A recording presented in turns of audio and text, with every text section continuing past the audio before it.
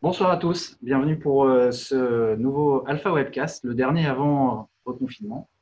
Et on est très content ce soir de pouvoir vous accueillir sur ce plateau pour vous parler justement de peut-être ce que vous allez pouvoir mettre en œuvre chez vous pour, pourquoi pas, créer votre chaîne YouTube ou tout simplement pour converser avec des personnes à distance, pour faire des réunions, pour faire des lives, comme on en fait un là ce soir.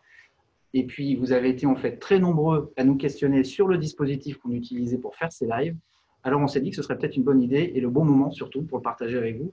Et j'ai eu le plaisir ce soir de recevoir sur notre plateau et pour nous éclairer sur toutes les possibilités qui existent dans les solutions de diffusion Sony. J'ai eu le plaisir de recevoir Jean-Yves Martin. Bonsoir Jean-Yves. Bonsoir Guillaume.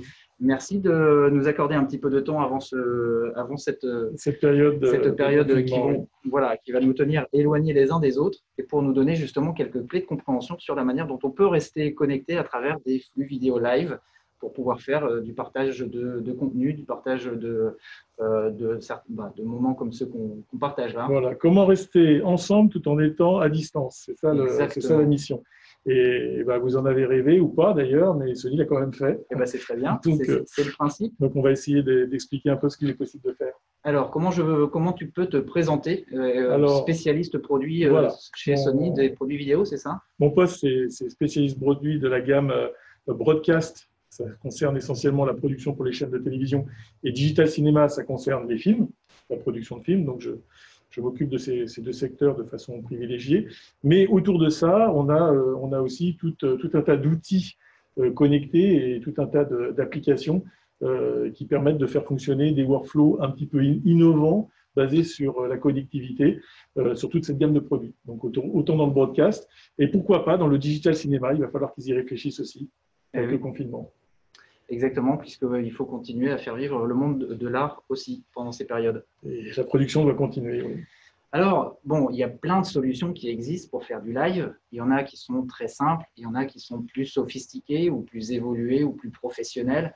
Aujourd'hui, on va essayer d'en faire un petit peu le tour de manière un peu rapide, mais au moins que ça vous permette, à vous qui nous regardez, de savoir un petit peu quel est l'univers de possibilités chez Sony pour pouvoir trouver des solutions pour faire du live et pour faire du streaming notamment sur Internet, sur les plateformes de diffusion que sont YouTube, Facebook, Twitch et autres.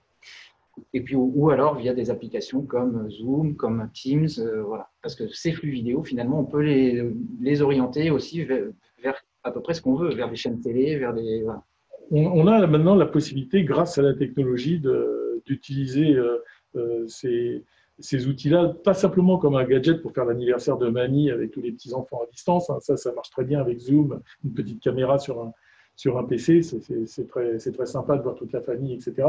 Mais dès qu'on est dans le milieu professionnel, qu'on représente une marque, on discute avec des clients, il faut une qualité d'image qui soit quand même présentable, éviter les aplats, éviter tout un tas de travers. Et ce n'est pas la petite caméra webcam qu'il y a qui fait le job, malheureusement. Non, parce qu'elle nous prend toujours en contre-plongée. On est en contre-plongée, on n'est pas à son avantage. On ne peut pas maîtriser les paramètres d'exposition et les réglages d'image. Donc, on a déjà, nous, et on vous l'avait présenté au mois de septembre, on a mis en place pour les boîtiers Alpha notamment une solution qui est très simple, qui est un logiciel en fait, qui s'appelle Imaging Edge Webcam. Je vais brièvement y revenir parce que c'est intéressant. Il y a eu des évolutions en fait depuis septembre.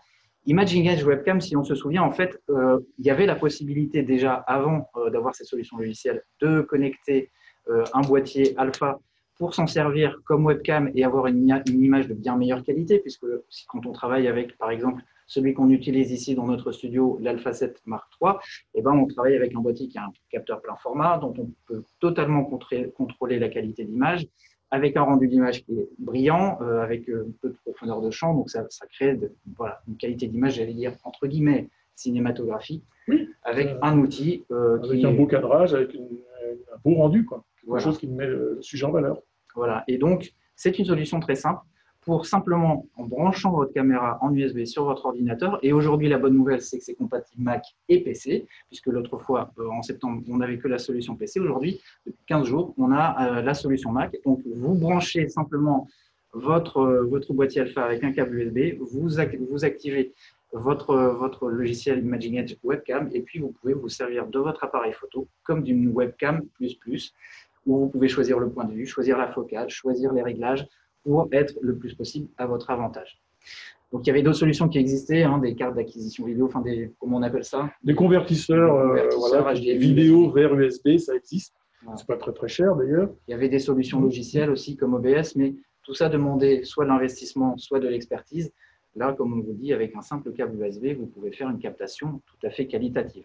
La bonne nouvelle aussi, c'est que c'est compatible avec une très large gamme de produits chez Sony dans la gamme Alpha et aussi dans la gamme de compacts.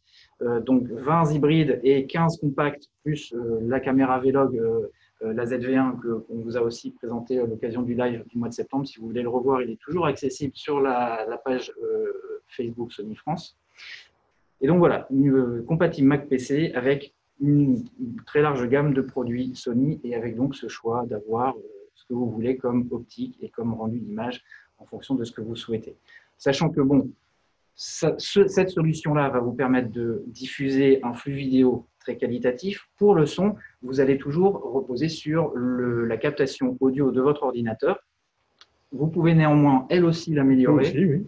Puisqu'on a aussi chez Sony des micros. Des micros, tout à fait. Donc, ça existe des micros directement USB qu'on branche directement sur le Mac ou sur le PC et qui font très bien le job. Voilà, des micros qui vous permettront d'avoir une voix peut-être plus claire et puis d'éviter aussi trop de phénomènes de bruit environnant. Donc, on a des micros de table, on a des micros, le ECM AW4 que vous voyez dans le petit encadré concernant les micros, c'est un micro Bluetooth.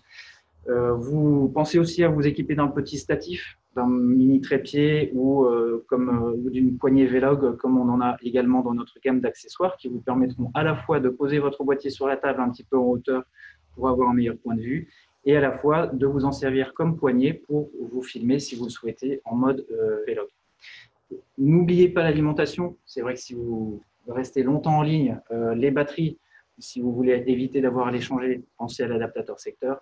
C'est toujours aussi un plus pour rester connecté. Sans avoir une coupure en plein webinaire, par exemple. Exactement. Ça nous est arrivé, c'est pour ça que Vous voyez, il y a des solutions très simples. Celle-là, c'est vraiment la plus simple de toutes et celle qui, je pense, vous êtes accessible à tous si vous possédez déjà un boîtier Sony Alpha. Après, il y a aussi chez Sony, du coup, des produits vidéo, des caméscopes ou des caméras, voilà, qui peuvent, elles aussi, se connecter pour faire ce même travail. Alors là, je dirais qu'on change d'application, c'est-à-dire qu'à partir du moment où on connecte son Alpha avec son câble USB sur son Teams ou son Zoom, qui est en fait une plateforme de mise en relation, c'est une salle de réunion en fait virtuelle. Eh bien, qu'est-ce qu'on fait? On ne fait jamais que rapprocher sa cuisine ou son salon de la salle de réunion. Enfin, on fabrique une salle de réunion avec des gens qui sont chacun chez eux. Exactement. Mais c'est très difficile à réaliser. C'est-à-dire que si on veut réaliser, je dirais, un événement avec ce type de technologie, on sort tout de suite à tout un tas de problèmes de synchro son-image, de qui prend la parole, de qui donne la parole. C'est très compliqué. Par exemple, si on devait faire avec Zoom, ce qu'on est en train de faire tous les deux, à distance, ce serait compliqué de se synchroniser pour faire les échanges push-pull, questions, réponses, etc., présenter des objets, etc. C'est un peu compliqué. Donc, on a, nous, mis au point des solutions intégrées à nos caméscopes qui permettent de faire ce qu'on faisait avec des moyens traditionnels, mais maintenant, on va le faire de façon complètement dématérialisée. Donc, l'idée, c'est de prendre nos caméscopes. Je ne sais pas si on voit la gamme des caméras qui sont concernées. On va la voir à l'image tout de suite. Voilà. Merci Marie-Pierre. Donc voilà, chez Sony, l'idée, en tout cas dans la gamme professionnelle, c'est d'avoir cette connectivité qui démarre depuis les premiers petits caméscopes super mobiles, super compacts, jusqu'aux caméras broadcast 4K qui servent à faire des émissions Arte, les captations de concerts, etc. Et bien d'avoir cette logique de connectivité pour développer différents types d'événements, soit des événements captés, montés, diffusés, donc avec, on va dire, plutôt du transport de fichiers, transport d'images sous forme de fichiers, ou alors du live, faire un petit événement live avec différents points de captation disséminés, je dirais, dans le monde, parce que Internet, maintenant, c'est mondial, donc on pourrait être disséminé où on veut, et réaliser proprement pour faire une diffusion, pourquoi pas, sur un réseau social. pourquoi pas sur YouTube, pourquoi pas sur Facebook. Voilà. Et donc ça, maintenant, c'est quelque chose qui est directement inscrit dans l'ADN des caméras Sony. Exactement, c'est intégré à la caméra. Alors, comment ça fonctionne? Non. Est-ce qu'on a besoin d'avoir un câble USB, un dongle, un logiciel pour gérer ça? Si je veux, par exemple, j'ai cette petite caméra, donc cette petite caméra Z90. PXW Z90. Z90. Comment je peux m'en servir pour faire un streaming depuis chez moi, pour diffuser je dois intervenir sur la soirée électorale des élections américaines. Je suis aux États-Unis, je veux retransmettre mon image en France sur une chaîne YouTube ou vers une rédaction. Comment je m'y prends? Alors, il faut se connecter à un réseau. C'est la première chose. Je ne sais pas si j'ai une diapo qui relate ça. La première chose à faire, voilà, il faut se connecter à un réseau. Pour ça, les caméscopes sont soit équipés d'une connexion Wi-Fi intégrée, donc il faut l'activer, simplement l'activer, et puis la connecter à un réseau Wi-Fi existant.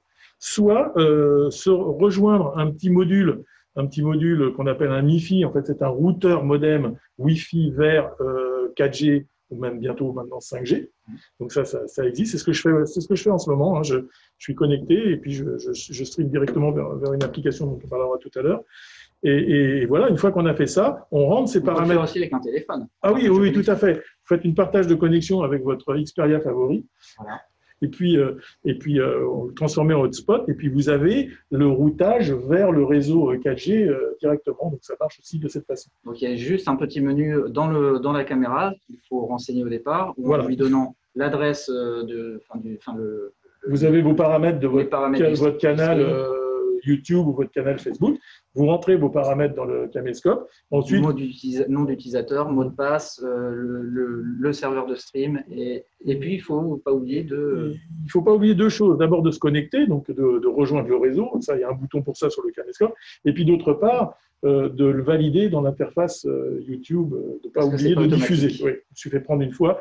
Je pensais différent. Je streamais bien sur YouTube, mais ça ne quittait pas mon PC.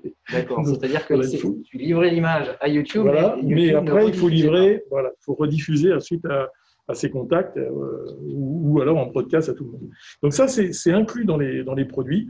Et ça marche soit intégré avec un Wi-Fi intégré comme dans ce petit caméscope. Dans les caméscopes plus haut de gamme, la connectivité se fait par un petit device séparé parce que ce sont des caméscopes sur lesquels on investit pour longtemps. En général, c'est une dizaine d'années. Et donc, on sait que les technologies de connexion vont évoluer. Là, on était en 3G, après on est passé en 4G, maintenant bientôt on est en 5G. On ne va pas changer le hardware des machines. Démonter la caméra entièrement pour changer le circuit. Donc, ce sont un petit device qui se branche en USB dessus et qui fait le job. Et on peut le faire aussi éventuellement en filaire. Alors, peut-être pas avec celle-là. Pas avec ce modèle-là, parce qu'en entrée de gamme, il n'y a pas de prise RJ45 dessus, mais tous les autres modèles qu'on a vus tout à l'heure, FX9, Z450 et puis tous les produits des chaînes de télé ont une prise RJ45 et on peut rejoindre directement une box et puis streamer directement. Si on veut vraiment s'affranchir de tous les aléas de connectivité de type Wi-Fi, de type aérien, on peut le faire aussi de cette façon. Et c'est vrai qu'on a cet avantage, en tout cas avec ces différentes solutions, d'avoir le choix de la diffusion en mobilité ou de la diffusion à la maison via une box. Par exemple. Voilà, par exemple. Donc, très bien. Donc, ça, c'est quelque chose qui est aujourd'hui vraiment inscrit dans l'ADN des caméras Sony. Après, tu disais tout à l'heure, il y a plusieurs fonctions. Soit on fait du streaming, c'est-à-dire qu'on partage en live un moment. Voilà, mais c'est le point de vue de la caméra. C'est le point de vue de la caméra. Il n'y a pas de réalisation. Il y a la vôtre. Mais... Soit on peut aussi envoyer des fichiers. Si on est journaliste sur le terrain, il faut qu'on envoie son reportage à la rédaction. Donc ça, c'est du transfert du fichier.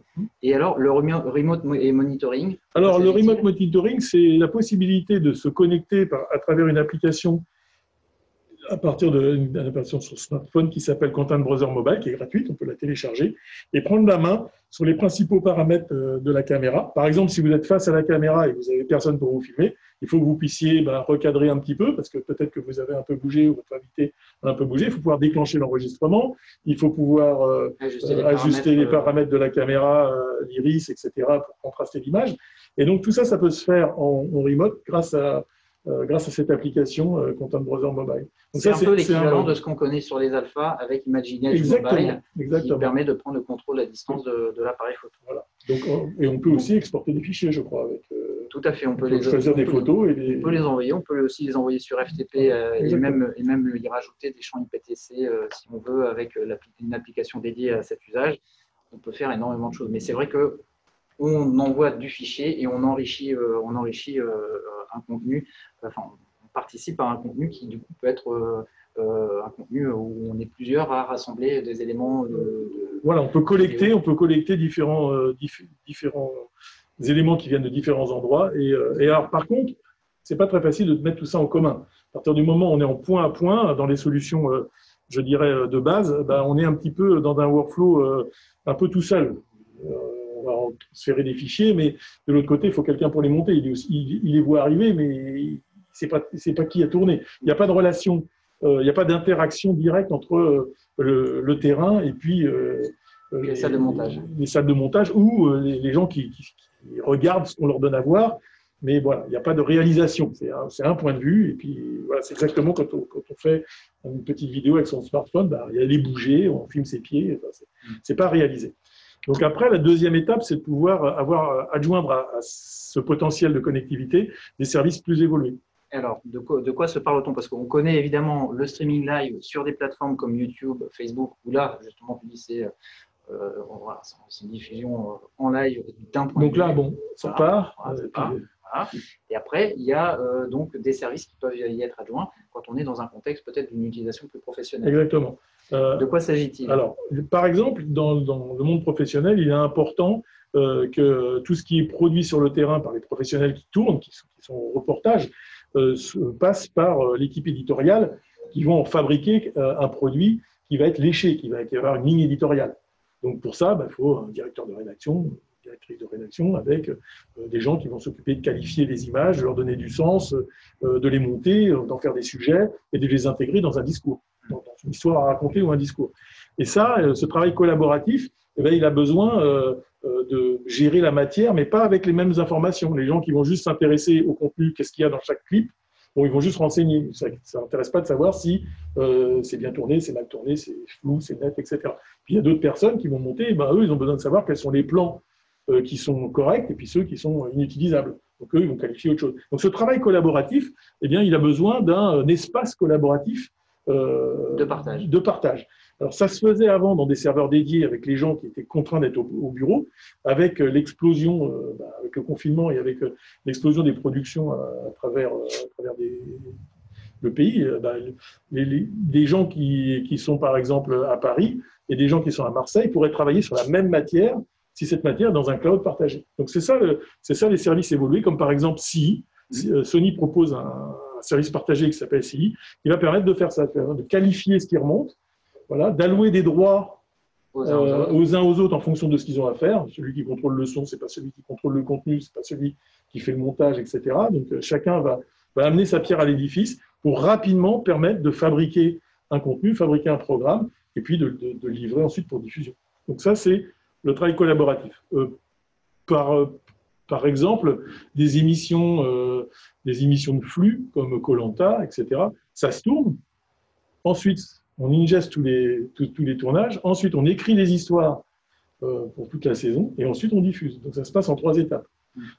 Koh-Lanta, ça peut se passer comme ça, parce que bon, ce n'est pas une histoire qui est dans l'actualité. C'est un petit peu hors du temps, hors de l'espace, un monde à part.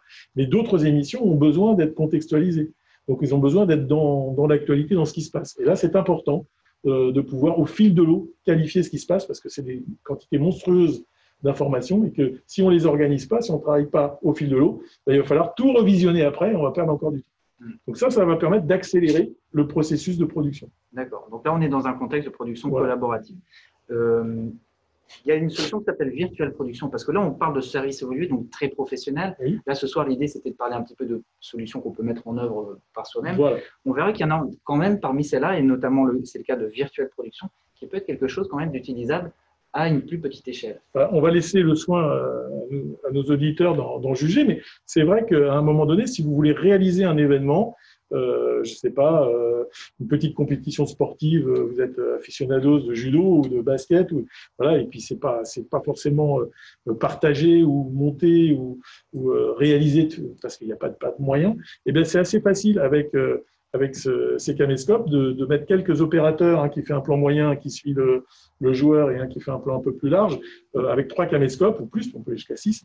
Et bien on va pouvoir réaliser à distance une émission. Les gens sont en totale mobilité, ils tournent leurs images, voilà, Ils sont connectés au réseau 4G ou bientôt 5G. Et le réalisateur, lui, peut être tout à fait chez lui, même pas forcément sur le lieu, et réaliser cet événement, le diffuser sur YouTube, sur Facebook.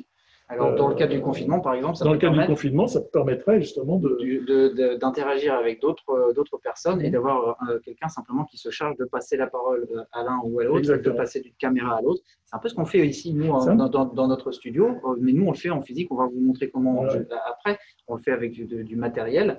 Là, c'est un service qui est dématérialisé. Voilà. C'est-à-dire que c'est quelque chose, on va y revenir. Hein, mais il n'y a plus de câblage, il n'y a plus de hardware, il n'y a même pas de mélangeur, puisque le mélangeur, si tu veux le montrer, il est accessible par une page web dans Chrome, par exemple. Hein, et donc, du coup, on va pouvoir mettre en œuvre très rapidement une réalisation live, un événement, faire de l'événementiel, mais ça peut marcher pour les entreprises, pour un congrès, pour un séminaire, pour un message particulier. Voilà, on pourrait très bien réaliser ça avec une visite de l'usine, avec les images, les interviews des gens sur les chaînes de montage, et en même temps le responsable de l'usine qui explique ce qu'il a mis en place, comment il veut développer son endroit depuis son bureau ou depuis un autre endroit. Et tout ça peut cohabiter, alors que l'usine est peut-être même à l'autre bout du monde. Oui, parce qu'en fait, tout ça se gère à distance via une interface web, en fait. Exactement. Depuis un simple navigateur web. On va peut-être essayer de vous le montrer. Donc, je vais me mettre sur le navigateur et simplement me connecter. Hop, voilà. Je me connecte à Virtual Production. Et donc, on va voir apparaître les caméras qui sont sur… pas seulement des caméras, on peut aussi mettre des contenus, on peut aussi mettre des vidéos pour partager des vidéos. Voilà. Donc, ça, c'est vraiment très commode parce qu'on a une solution totalement dématérialisée, simple à utiliser, via une seule interface. Il faut le lancer à droite. Pardon. Là, ici. Là, Event Switch. Voilà. Parce que sinon, on est sur parti. Donc là, par exemple, ici, dans notre, sur cette configuration, tiens, vous me voyez là à l'image, c'est cette caméra que tu as configurée tout à l'heure, sur laquelle tu as donné les paramètres, tu as rentré les paramètres de diffusion. On peut la connecter sur cette application et moi, je peux, via mon interface, passer par exemple sur la caméra qui est dans la salle d'à côté, dans notre showroom de la salle d'à côté, et simplement voilà, passer d'une caméra à l'autre, éventuellement diffuser une petite vidéo que j'ai préalablement chargée, oui, voilà, chargée et mise à disposition. Donc voilà, là vous avez une petite vidéo de présentation de la caméra Z750. Donc en fait, on peut mixer des sources vidéo, des caméras, aussi des slides, enfin, des contenus comme une présentation. Et si on est une petite rédaction, comme c'est un enregistreur, comme c'est un caméscope, on peut très bien imaginer que le matin, on va faire ces reportages. Les images arrivent dans CI. Dans CI, c'est traité par les gens d'éditorial qui vont fabriquer justement cette petite vidéo qu'on va mettre à l'antenne l'après-midi, par exemple, dans l'émission qui va suivre. Voilà, et donc on a plusieurs, vous voyez qu'on a plusieurs écrans. On a en bas la ligne avec toutes les caméras, les 6 caméras. On peut aussi connecter des smartphones. Voilà, on voit qu'il y a ton smartphone qui est connecté. Connecté, mais l'appli n'est pas lancée, je vais juste la lancer. Ton Xperia, donc tu peux, depuis ton smartphone, via cette application, diffuser en live du contenu, simplement en sélectionnant la caméra. Donc voilà, on va te voir apparaître, il y a juste un petit délai. Il faut que ça se connecte. Alors pour l'instant, il n'est pas encore connecté. Peut-être que le point d'exclamation signifie que justement, il y a une connexion qui n'est pas encore correctement établie. On va voir si ça arrive. En attendant, vous pouvez aussi donc mixer les pistes son, choisir quel est le son que vous diffusez. Voilà, ça y est, on est en live, donc je peux te mettre à l'écran. Voilà, vous avez une deuxième caméra sur Jean-Yves. Et donc, vous allez pouvoir choisir la caméra, le contenu à diffuser, la piste son que vous voulez diffuser. Vous pouvez aussi donner des autorisations à différentes personnes, c'est-à-dire, par exemple, choisir que un tel va s'occuper des flux vidéo, une autre personne va s'occuper de tout ce qui est gestion de l'audio. Vous pouvez donner des autorisations à différentes personnes pour vous faire aider, et même à distance, parce que cette interface web, moi, je peux être ici avec mon téléphone, enfin, toi avec ton téléphone, Marie-Pierre peut être chez elle, mon ingénieur son peut se trouver à Marseille, et tout le monde peut travailler ensemble via cette interface web unifiée où simplement chacun fait ce qu'il a à faire. C'est un véritable outil, un véritable petit mélangeur dans le cloud. Voilà, donc c'est assez magique. Il y a un coût à ça? Oui, alors ça marche sous forme d'abonnement. Donc il y a des abonnements au mois ou à l'année. à l'année, c'est quasiment permanent, il faut le renouveler tous les ans. Et sinon, c'est à l'heure, ça peut tout à fait se consommer à l'heure. Je parlais par exemple d'une association qui voudrait couvrir un événement sportif, ou la journée de l'association, voilà. Il voudrait couvrir ça et partager ça avec tous ses abonnés. Ça pourrait être aussi, je ne sais pas moi, un viticulteur qui organise une journée de dégustation et qui voudrait partager avec tous les gens qui lui achètent du vin, pour un événement un peu exceptionnel, visite des caves, etc. Ça pourrait tout à fait fonctionner pour ce genre de… Donc ça peut être aussi corporate, ça peut être aussi entreprise, ça peut être associatif. Voilà, ça n'a pas vocation à faire que du news ou que des applications pour la télévision. Alors comment on souscrit à ce type de service? Alors il suffit d'aller sur le site Virtual Production. Vous avez ou connecté ou souscrire, donc choisissez, et puis vous achetez juste ce dont vous avez besoin. Vous ouvrez un compte, une fois que le compte est ouvert, vous achetez un certain nombre d'heures, et puis tant que ces heures ne sont pas épuisées, vous les utilisez. Je ne sais pas si on voit le nombre d'heures. On voit là que tu as 125 heures et 37 minutes encore, My Allowance, comme c'est mon application de démo, on s'est mis un petit peu de nous, pour ne pas être bloqué tout le temps. Je pense qu'on ne va pas durer 125 heures sur ce live parce qu'il va falloir qu'on rentre chez soi à un certain moment. Je ne pense pas parce qu'il y a confinement quand même. C'est même couvre-feu. Donc voilà, ça c'était la solution Virtual Production, donc une solution totalement dématérialisée et super efficace pour faire du travail collaboratif et pour faire une diffusion de qualité comme on en fait là en mélangeant différentes sources. On peut même mélanger les deux, on peut prendre la solution dont tu vas parler maintenant et la reconnecter dessus. J'y reviendrai après qu'on les présente. Voilà, et simplement pour dire que c'est une solution qui est légère, puisque le moteur en fait, qui travaille sur la production du contenu vidéo, il n'est pas dans l'ordinateur. Non. L'ordinateur, c'est juste un web access, c'est juste une page web. Le véritable moteur, la véritable puissance de calcul, elle se passe dans le cloud qui héberge le système. Et donc, on peut faire ça avec simplement une petite… on peut le faire avec une tablette. Avec une tablette. Merci. Ça, c'est vraiment une solution que je trouve très impressionnante. Alors, nous, ici, à notre niveau, et là, on en vient un petit peu au sujet qui nous avait lancé un petit peu sur l'idée de ce live, c'était de vous parler de la solution qu'on utilise dans ce studio. C'est un mélangeur vidéo, c'est ça? On s'appelle comme ça. Exactement. Il est arrivé un petit peu avant nos idées de live production. Voilà, il est sorti un ou 2 ans avant Virtual Production. Oui, la solution dématérialisée. Et ce petit mélangeur, il permet de faire une véritable réalisation professionnelle. D'ailleurs, il ressemble beaucoup à Virtual Production. Il y a beaucoup de parenté sur l'usage. Vous avez des sources, vous avez des boutons pour les commuter, et puis il y a un certain nombre de transitions et de paramètres de réglage pour réaliser quelque chose de très professionnel, de faire une véritable petite émission de télévision. Alors, c'est cette table-là, cette espèce de table de mixage qu'on voit au centre de la slide. Et puis, c'est celle avec laquelle travaille Marie-Pierre, qui assure tous les jeudis la partie technique de ce live. Donc, vous voyez comment ça se présente. Vous avez des touches rétro-éclairées. Et puis, vas-y, explique-nous peut-être. Et puis, si Marie-Pierre veut commuter 2 ou 3 sources, voilà, on peut associer les images selon des effets pré-programmés. Là, on fait du side-by-side, mais on peut faire du picture-in-picture. On peut faire les effets qui ont été sélectionnés ont plutôt été faits pour faire de la réalisation de type aussi conférence. Donc, d'avoir le PowerPoint en grand et le speaker en plus petit et alterné. Voilà. Ça permet d'animer complètement une conférence qui peut être très, très ennuyante à suivre si on a un point de vue unique, plan large, où on voit un petit bonhomme qui s'échappe avec un tableau qu'on ne voit pas. Ça peut être assez inconfortable. Donc là, c'est ça permet d'être très professionnel. Voilà. On peut faire des effets de transition, passer d'une magnifique effet de transition. Merci Marie-Pierre, celui-là, on adore. On peut incruster aussi des logos. Il y a une touche logo qui vous permet éventuellement d'incruster un logo. Donc là, on le voit, il est en surimpression. Il n'est pas forcément au bon endroit. Il est en haut à gauche, mais vous le voyez bien sur cette slide-là.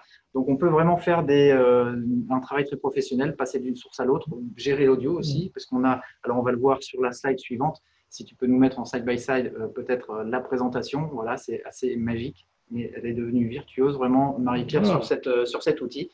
Donc, vous voyez qu'on a derrière pas mal de connexions. On peut connecter combien de caméras? Alors, potentiellement, on peut connecter 6 sources, donc 4 qui sont sur le pupitre, qui sont commutables en direct, et 2 autres qui peuvent s'alterner. On peut patcher, les remplacer de façon complètement télécommandée. On a un bouton pour ça. Et donc, potentiellement, on peut connecter 6 sources.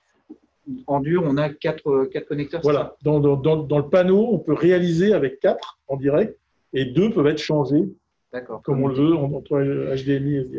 Voilà, parce qu'il y a des connexions HDMI, des connexions SDI. On ressort en HDMI. On ressort en HDMI et en SDI. On a les deux sorties, oui, parce que quand on fait par exemple de la projection, hein, cet outil-là peut servir pour animer aussi des conférences ou des congrès. Et donc, très souvent, on a besoin de sortie HDMI pour attaquer le projecteur et c'est disponible. Et donc, vous voyez qu'on voit notre setup là, hein, sur la slide. Vous voyez que c'est bien avec ça qu'on réalise. On a connecté, nous, ici, aujourd'hui, 3 caméras. Donc, vous avez la caméra principale qui est sur nous. Vous avez une caméra de détail qui est à côté de Jean-Yves pour montrer les caméras qui sont posées voilà, sur le bar. Et puis, on a la caméra qui est au-dessus de la table du mélangeur. Bon, elle s'appelle, on va vous donner son nom quand même, c'est la MCX 500. Alors voilà, le petit nom, c'est MCX 500. Voilà, et donc, c'est… ce sera écrit, vous avez proposé la présentation, j'imagine? Oui, bah, elle est marquée là sur cette slide-là, on voit bien MCX 500. Donc là, on peut connecter des caméras, des alphas. Nous, on travaille essentiellement avec des alphas parce que c'est notre partie, mais on peut connecter d'autres choses. On peut connecter la Z190. On peut connecter la Z190. De quelle manière? Elle a vocation à le faire. Eh bien, en SDI, hein, tout simplement, ou en HDMI. On a vraiment le choix. Les deux connectiques sont disponibles. Quand on le fait en SDI, on a le petit avantage de pouvoir utiliser le récepteur HF dont on a parlé tout à l'heure, qui se monte pareil en MI-Show. On en parlera tout à l'heure du récepteur HF pour le micro. Et donc de gérer aussi le son qui va transiter par le câble vidéo et que la MCX 500 permet de gérer aussi. On a aussi la possibilité de mixer le son. Et donc, si on veut vraiment avoir un tout en un, si on n'a pas une régie son séparée, parfois on est limité en place et en ressources, eh bien, un seul opérateur peut gérer son et image.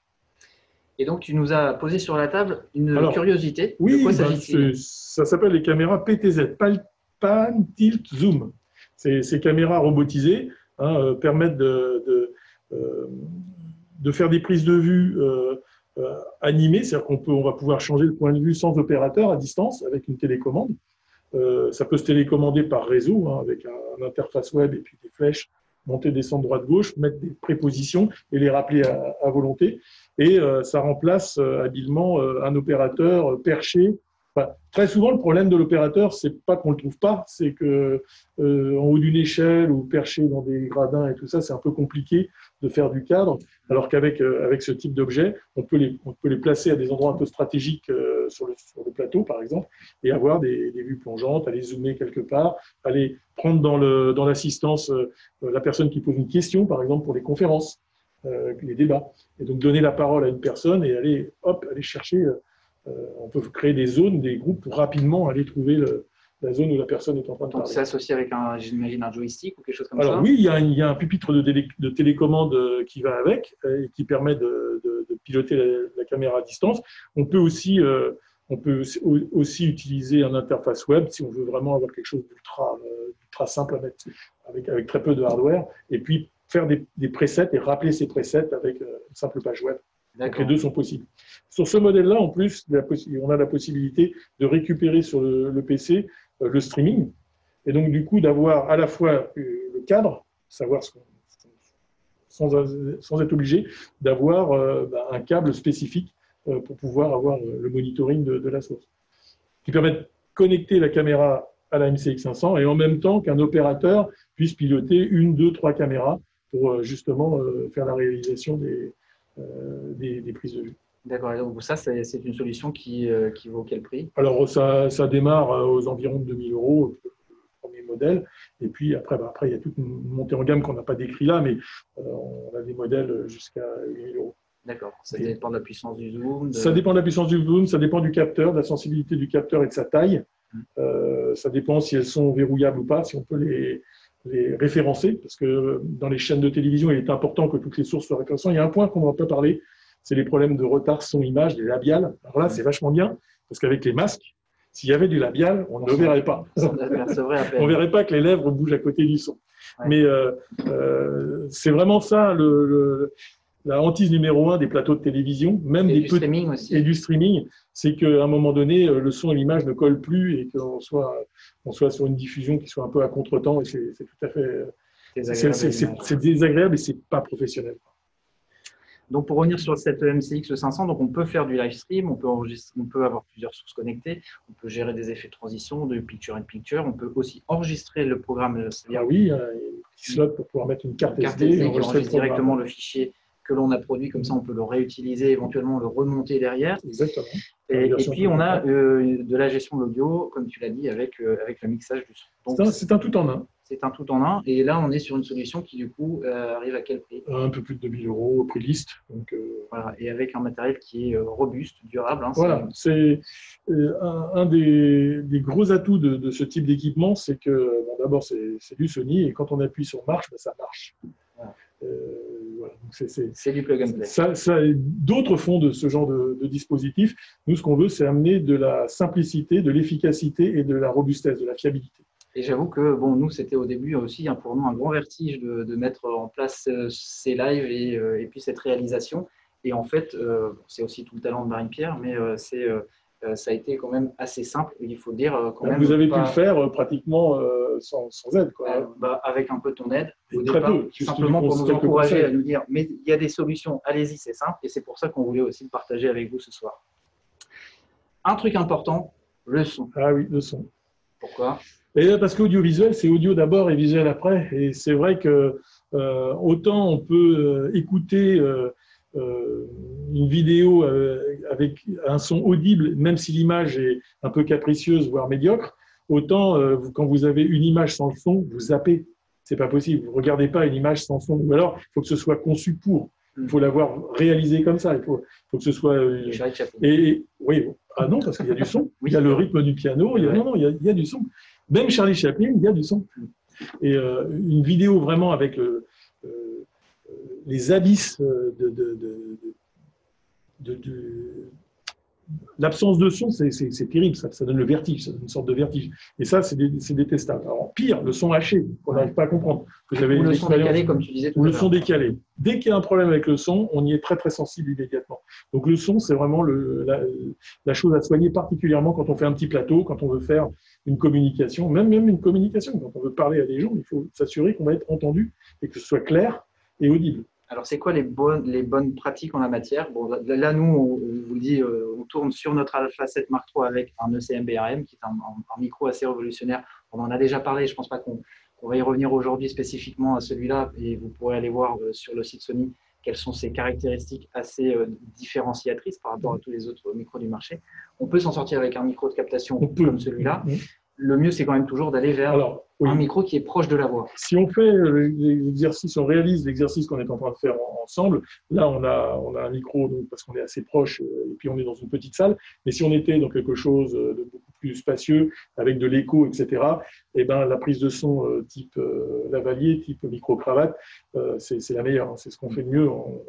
Même les journalistes sur les plateaux de télévision des grandes chaînes, ils ont un micro devant eux, mais ils ont un lavalier, de toute façon, ils ont un micro-cravate. Alors, comment on connecte un lavalier comme ça? Parce qu'on voit qu'il y a une petite prise mini jack. On peut le connecter directement sur le boîtier. Est-ce que c'est la meilleure solution? On peut, mais ce n'est pas très convivial parce que dès qu'on bouge, on va tirer sur le câble, ça va se débrancher. Donc, dès qu'on met de la filasse, en fait, et c'est toute la tentative qu'on essaie de montrer aujourd'hui, c'est qu'on essaye de s'affranchir le plus possible des câbles ou de les limiter au maximum. Quand on disait que le son passe dans le câble vidéo, ça fait un seul câble. Ça ne fait pas une grappe de câbles avec un canal 1, canal 2, plus la vidéo, etc. Dès qu'on multiplie les câbles, on multiplie la source d'ennui. Donc l'idée, c'est de réaliser des liaisons HF avec un petit émetteur qui est couplé au récepteur qui est sur le caméscope ou sur l'appareil photo qui fait la prise de vue, de brancher le micro lavalier, avec un petit verrou, d'ailleurs ça se visse pour éviter justement que ça s'arrache, sortir dessus. Ensuite, on le pose et on est complètement autonome. On couple les deux dispositifs émetteurs-récepteurs en NFC, donc c'est vraiment très simple. Voilà, on le met dans un certain mode, on les appaire, et puis les fréquences s'ajustent. Une fois que les deux fréquences sont appairées, cette liaison-là c'est super convivial. C'est super convivial. NFC, c'est révolutionnaire. La méthode précédente, c'était d'aller regarder ce qu'il y avait décrit comme bande de fréquence, comme canal et puis de remettre exactement la même chose en espérant qu'il n'y en ait pas un autre à côté qui est fait pareil. Voilà. Donc là, c'est très facile. Une fois qu'il y en a un qui a pris une fréquence, les autres le savent et puis on peut comme ça coupler 1, 2, 3, 4 micros si on a 4. Ce récepteur-là, qu'on peut monter d'ailleurs directement sur le boîtier via un petit accessoire supplémentaire qui est démontable, qui est simplement un petit socle qui va permettre de passer par ce qu'on appelle le MI-Show. Le MI-Show, qui est devenu maintenant un standard dans toute cette gamme de produits. Y compris en broadcast, y compris les caméscopes de points broadcast sont équipés de ça, du système MI-Show. Donc simplement, on connecte ce socle sur le récepteur, on met le récepteur sur le boîtier, et grâce aux contacts OR qui sont sur ce petit support et qui sont aussi dans la griffe du boîtier, hop, je le glisse ici et je suis connecté. Et voilà, alimenté et connecté, c'est-à-dire que toutes les liaisons sont établies, il n'y a pas besoin de connecter un quelconque câble. Mon émetteur distant, je l'aperce, je le mets sur moi et c'est parti. Et c'est parti. Et on peut donc connecter 2 micros là-dessus, jusqu'à 2 micros. Alors, il existe 2 modèles de récepteurs, un récepteur monocanal et un récepteur dual, qui permettent d'avoir jusqu'à 2 micros, par exemple, un micro-cravate et un micro-main. Voilà. Ça, c'est l'adaptateur justement qui va aussi, qui est dans les kits là, qui vous sont présentés, le UWP-D22, par exemple. Ça vient sans fichier, c'est une prise XLR qui vient sans fichier directement sur le micro, un micro à main, et qui émet du coup le signal vers le récepteur. Exactement, ça s'appelle exactement de la même façon. Donc quand on fait de l'interview, on peut après se passer le micro, si quelqu'un veut prendre la parole dans une salle, on peut facilement lui passer un micro.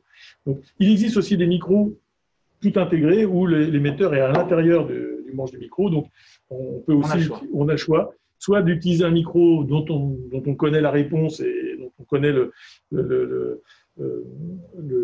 rendu par rapport à sa voix. Les journalistes sont très attachés à avoir leur micro, surtout en radio. Plus qu'en télé, mais en radio, ils ont leur micro. Pas surtout en ce moment. Voilà. Et donc, voilà, si on veut vraiment s'assurer que c'est son micro et sa capsule qu'on va utiliser, c'est tout à fait possible. On a même dans nos micros intégrés la possibilité de changer juste la capsule. On va mettre la capsule que le chanteur, ça marche aussi pour des concerts, donc que le chanteur veut absolument avoir. Ça décrit la voix d'une certaine manière. Voilà, c'est comme les optiques dans le cinéma, c'est personnel. Et après, il y a aussi la question de la plateforme de diffusion. Alors, il y a plein de solutions.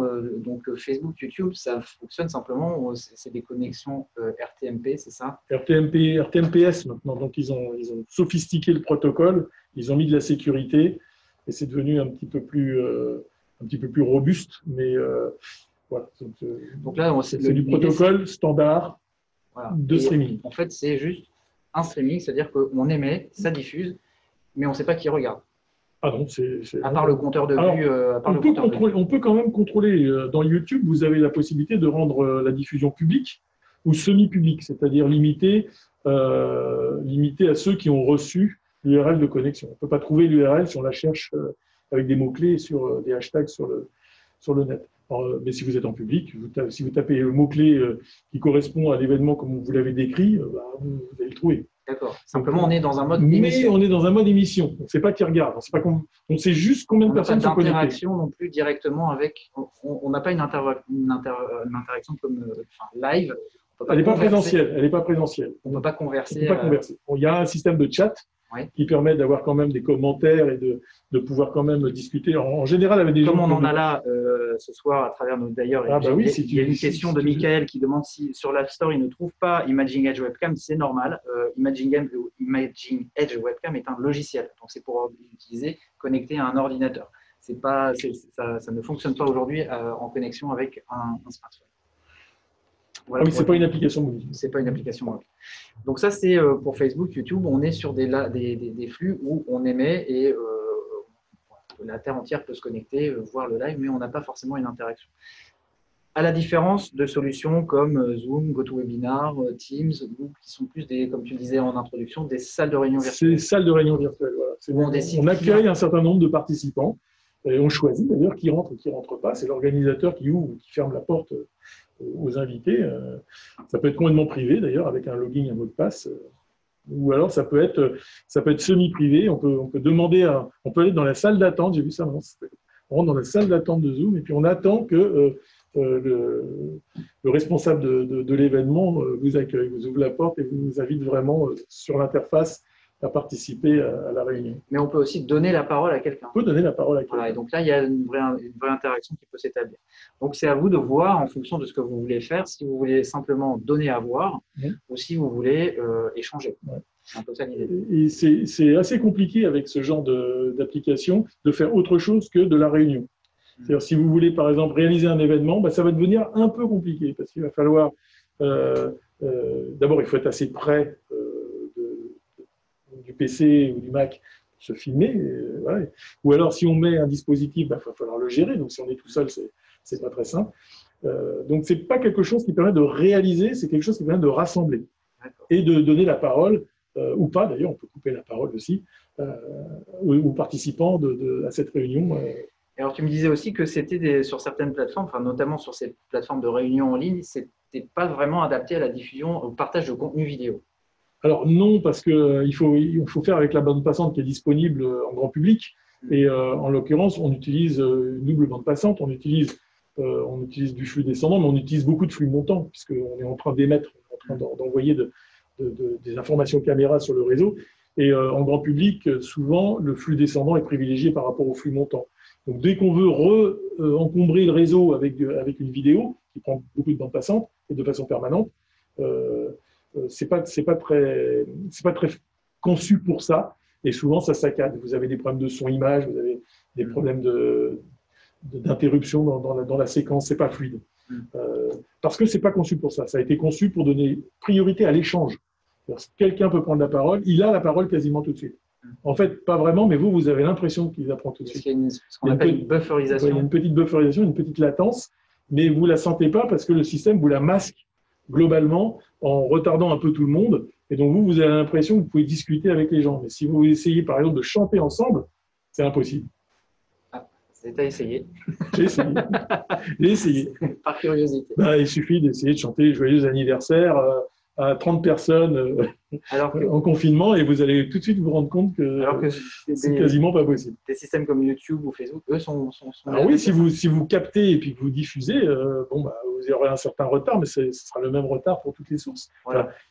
Mais c'est de l'intérêt d'utiliser un mélangeur parce que du coup, on arrive à mixer les sources à l'origine, à la souche directement. Et donc, ensuite, on envoie quelque chose de réalisé. Et on envoie un signal qui est réalisé. On ne fait pas de mixage. On ne fait pas d'agglomération de flux et d'essayer de gérer tout le monde à peu près équitablement, avec des arbitrages qui sont impossibles. Oui, exactement. Donc ça, c'était la question de la plateforme de diffusion. Après, il y a aussi d'autres aspects dont on parle moins, mais qui ont aussi, on a parlé du son, qui est un aspect majeur, l'éclairage aussi finalement. L'éclairage, oui. L'éclairage, c'est comme en photographie, parce que voilà. Comme son nom l'indique. Si on veut faire une belle image, il faut de la belle lumière. On peut avoir même une caméra avec des limites. Si on connaît ses limites et qu'on éclaire en fonction de ses limites, on arrivera à rentrer dans les clous et on arrivera à faire quelque chose d'acceptable, de présentable. Après, c'est vrai que quand on est en confinement, on n'a pas forcément le choix de là où on peut s'installer. On a peut-être le néon, la fenêtre avec le soleil qui varie, une porte qui s'ouvre avec du contre-jour. Enfin, on peut avoir toutes ces situations et c'est ça qu'il faut soigner. Mais ça c'est contextuel. On peut essayer de le compenser, par exemple en amenant de l'éclairage d'appoint. Pensez bien à l'éclairage d'appoint, c'est important.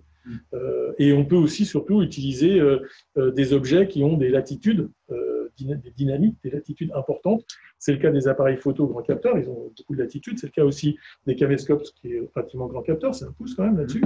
Donc ça a aussi pas mal de latitude et pas mal de sensibilité aussi, ce qui permet même avec un point d'apport de lumière pertinent d'avoir quelque chose d'assez esthétique. En évitant les aplats, moi j'ai les cheveux blancs, c'est terrible. Sur la webcam de mon PC, tout est cramé. Quoi. Alors, du coup, c'est quoi les points qu'il faut surveiller sur un éclairage pour la vidéo? À quoi on va être attentif? Alors, la température de couleur, déjà la technologie de la lampe, évidemment, une lampe à incandescence, ça marche bien. Tungstène, ça marche bien, ça consomme beaucoup. Certains éclairages LED sont catastrophiques, d'autres sont parfaits.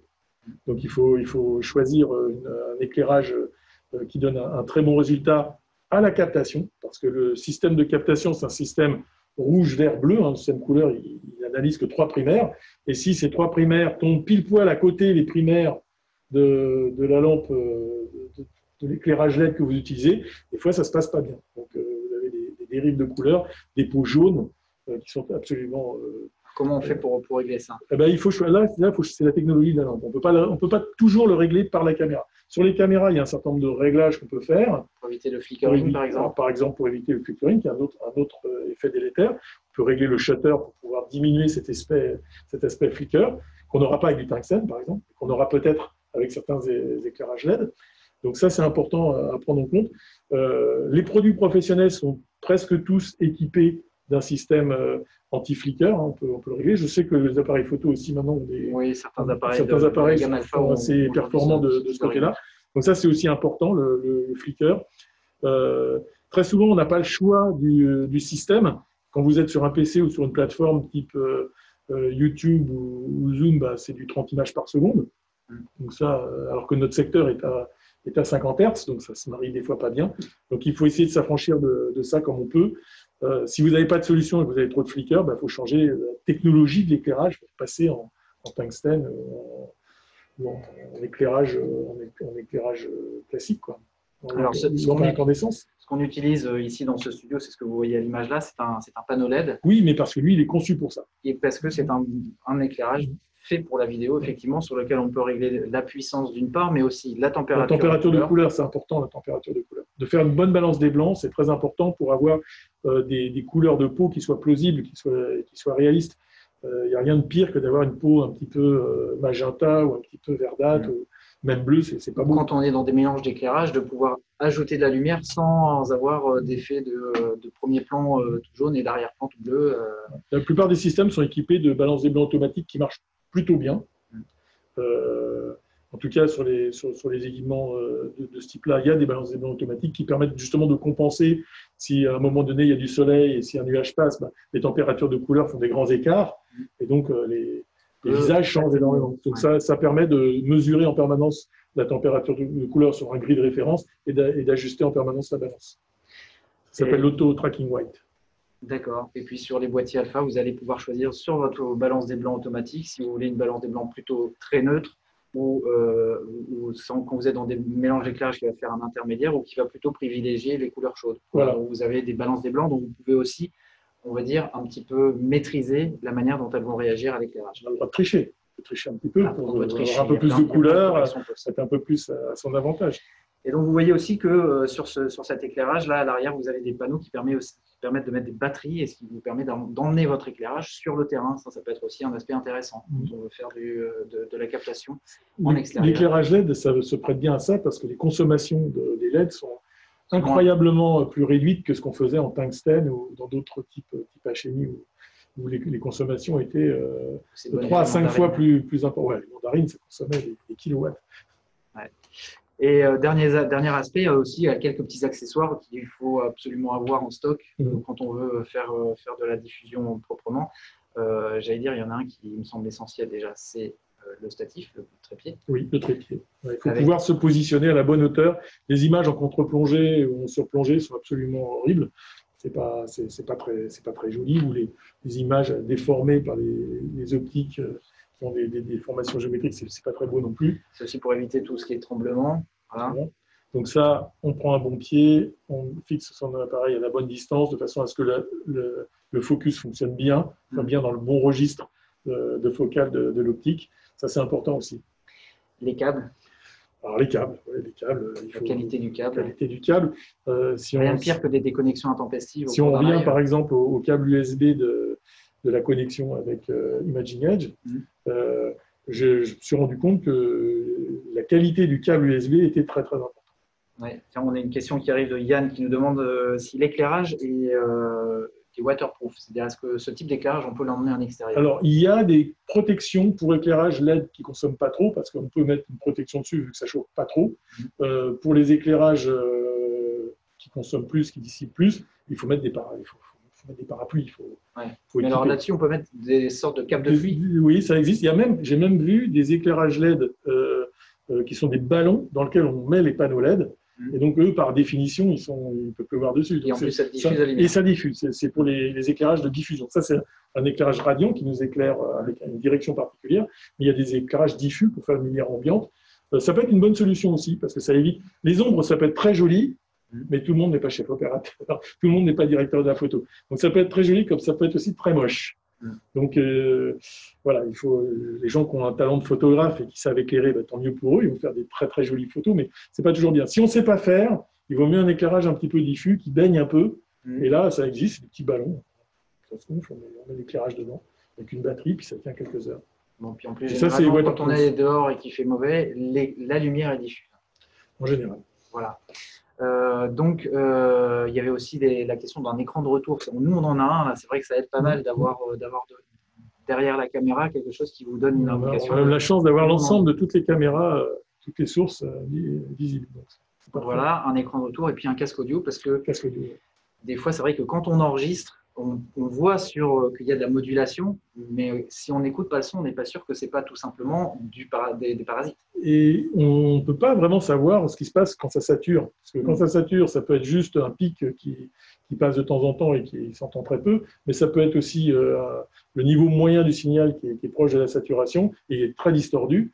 Et c'est très difficile à apprécier visuellement sur un bargraphe à 8 mètres. Donc, ne pas économiser de travailler avec un casque audio. Aujourd'hui, dans la gamme Alpha plein format, tous les boîtiers… Juste pour contrôler déjà qu'on est bon. Et la plupart des boîtiers Alpha en sont équipés. Donc, ne vous privez pas de ce confort d'avoir et surtout de cette assurance d'avoir un retour de l'audio. Parce qu'on a parlé tout à l'heure, c'est bien d'avoir des super micros, etc. Mais il faut quand même contrôler qu'au final… C'est prévu, même sur vos caméscopes, vous avez une prise sur les appareils photo. Il n'y a pas une prise sur les appareils photo? Si, elle est là sur le côté. Il est prévu de pouvoir avoir un retour son, c'est indispensable. Sur la caméra de détail. Voilà, là, il y a la prise, et puis ici, ça doit être quelque part par là-bas. Là, il y a la prise son aussi sur le côté ici. Je suis hors focus, mais la prise son est ici. Donc, chez Sony, c'est bien parce que c'est rouge. Ouais. On voit bien, on peut les reconnaître. On voit bien que c'est cohérent. Et ben voilà, je pense qu'on a fait à peu près le tour. Est-ce qu'on a oublié de parler de quelque chose? Si ce n'est de maintenant qu'il faut passer à l'œuvre. Voilà, il faut se lancer. La technologie existe, elle a été beaucoup simplifiée et elle est maintenant accessible à des gens qui ne sont pas forcément des professionnels de la réalisation de matchs de foot ou de grands événements. On peut démarrer modeste, on peut démarrer avec des plateformes virtuelles. On peut ensuite investir dans du hardware qui reste abordable pour une association ou une entreprise qui voudrait s'équiper pour continuer sa communication malgré le confinement. Voilà, c'est pas inenvisageable. Vous l'avez fait très bien et presque tout seul et j'ai été agréablement surpris. J'ai répondu positivement à ton invitation. Ça me faisait plaisir de faire cette vidéo, de faire ce webcast avec la MCX 500 que j'ai lancé il y a 4 ans. Voilà, et que nous, on a vraiment plaisir à utiliser parce que c'est, comme je le disais tout à l'heure, c'est un outil simple. Moi, j'ai été aussi très impressionné de cette solution de production virtuelle dont tu nous as parlé, que je trouve quand même hyper intelligente. Voilà, 50 € de l'heure, un peu moins, on peut envisager qu'une association débourse un petit budget pour 2 ou 3 heures de live ou pour une entreprise pour faire un événement corporate online, comme on va être obligé de le faire dans les temps à venir, de continuer à faire de la communication distanciée, donc via les réseaux numériques. Ça, c'est vraiment une solution qui est super intéressante parce qu'on peut travailler avec plein de gens en collaboration via une interface qui est accessible sur un simple navigateur et on peut vraiment faire de la véritable réalisation avec peu de moyens. N'hésitez pas à contacter le réseau Sony professionnel agréé. Alors voilà, il suffit d'aller sur internet prosony.com. Prosony.com, c'est la page professionnelle de Sony. Vous cherchez un produit, hein, vous avez un outil de recherche, vous cherchez un produit. Il faut quand même connaître un peu la référence, c'est un peu organisé par référence. Il y a des thématiques, donc on peut aller chercher dans la thématique générale et affinée. Et puis ensuite, vous avez où acheter, vous avez un icône où acheter, et là, vous avez la liste des distributeurs agréés Sony par catégorie de produits. Et donc, ensuite, prenez contact avec eux. On a tous fait la tournée de tous les distributeurs, ils savent utiliser ces produits, en tout cas vous conseiller dessus. Ils connaissent la connectivité. On a fait quelques webinaires sur la connectivité avec ma collègue Anna.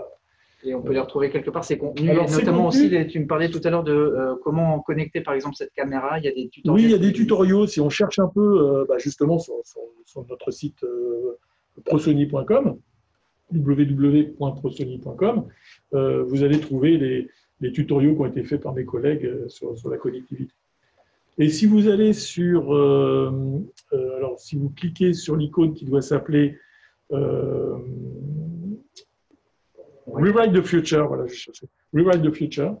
Vous avez le lien vers toutes les vidéos qui ont été déjà faites. Alors, je crois qu'il faut quand même s'enregistrer parce que ce sont des webinaires professionnels qui s'adressent aux professionnels. Donc, il y a une petite fiche pour s'enregistrer, laisser ses coordonnées pour avoir accès ensuite au contenu. Voilà, mais j'espère que déjà, ça vous aura donné envie d'en savoir plus. En tout cas, vous savez que maintenant, il y a toutes ces ressources disponibles et vous pouvez aller plus loin. Et je pense qu'on va avoir un petit peu de temps pour ça désormais. Donc, merci d'être venu nous dévoiler toutes ces solutions. Et puis, maintenant, à vous de jouer, de les mettre en œuvre. Et je suis sûr que vous allez trouver peut-être l'occasion, avec ce confinement, de vous y mettre. Et puis de développer votre créativité. Et de développer votre créativité et de partager du contenu avec ceux qui vous sont chers ou avec la Terre entière. Exactement. À vous de fixer votre objectif et votre ambition. On a eu plaisir à partager ce moment avec vous avant de se reconfiner. Merci à toi, Jean-Yves, de nous avoir accordé du temps et puis d'avoir préparé ce webinaire avant ce confinement. On vous souhaite à tous, en tout cas, j'ai une question peut-être encore ? Non, ok. On va se retrouver la semaine prochaine pour un webinaire. Tiens, j'ai oublié le thème. Oui, non, la semaine prochaine, c'était normalement le salon de la photo qui n'aura donc pas lieu. Mais on va vous proposer un webinaire qui sera consacré à la famille Alpha. La famille Alpha, si vous avez des questions, vous avez envie de vous acheter, c'est bientôt Noël, de vous acheter un nouveau boîtier, vous avez peut-être des questions, vous hésitez, vous ne savez pas quel est le boîtier qui serait fait pour vous, en fait, en fonction de votre pratique photographique. On sera là pour vous répondre avec Fabrice la semaine prochaine, qui est le chef produit sur la gamme Alpha. Donc, vous préparez vos questions, vous allez recevoir bientôt et puis voir passer sur les réseaux de la communication pour cet événement. On aura plaisir à vous retrouver. Alors, je pense que si on peut, on vous retrouvera ici dans le studio. Sinon on vous retrouvera de chez nous. Ça sera à distance. Comment c'est possible. N'hésitez pas non plus, tu parlais de la page Sony Pro. Nous, on a aussi une page qui fédère tous les passionnés de photographie. C'est le portail Alpha Universe. Donc, n'hésitez pas aussi à aller consulter les histoires de photographes qui sont les galeries d'ambassadeurs. Vous allez pouvoir régaler vos pupilles puisqu'il y a vraiment de très, très belles images à y découvrir. Donc, n'hésitez pas à vous connecter sur le portail Alpha Universe, donc sony.fr/Alpha Universe. On vous dit à très bientôt, à la semaine prochaine sans doute. Et puis d'ici là, portez-vous bien. Au revoir.